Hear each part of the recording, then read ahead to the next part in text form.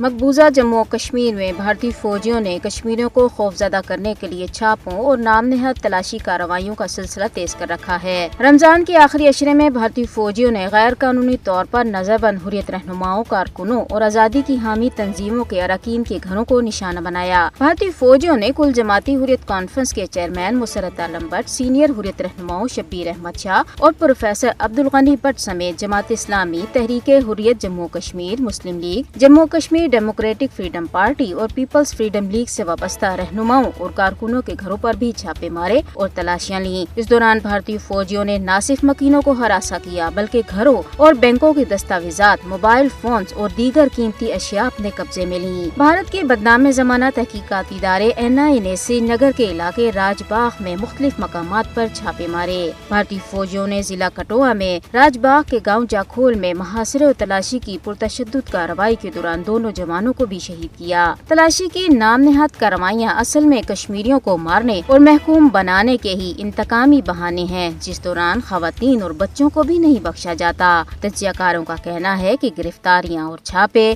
مقبوضہ جموں و کشمیر کے لوگوں کو دبانے کے لیے مودی حکومت کی پالیسی ہے، جو اس کی کشمیریوں کی آوازوں کو دبانے کی مایوسی کو بھی ظاہر کرتی ہے۔ انہوں نے افسوس کا اظہار کیا ہے کہ بھارت جموں و کشمیر کے معصوم لوگوں کو نظر بند کرنے اور مظالم کا نشانہ بنانے کے لیے PSA، FESPA اور UAPA جیسے کالے قوانین کا استعمال کر رہا ہے۔ چھاپے اور کریک ڈاؤنز مقبوضہ علاقے میں ایک معمول کا معاملہ ہے۔ بھارتی حکومت اور مقبوضہ جموں و کشمیر میں اس کی کٹ پتلیاں تنازع کشمیر کے حل کے تمام پرامن ذرائع کو تباہ کرنے پر تلی ہوئی ہیں۔ تاہم کشمیری تمام مشکلات کے خلاف جدوجہد آزادی کو آگے بڑھانے کے لیے پرعزم ہے۔ بھارت کو مقبوضہ جموں و کشمیر میں بین الاقوامی قوانین کی کھلی خلاف ورزی کرنے پر سزا ملنی چاہیے۔ عالمی برادری کو کشمیریوں کو بھارتی جارحیت سے بچانے کے لیے اب آگے آنے کی ضرورت ہے۔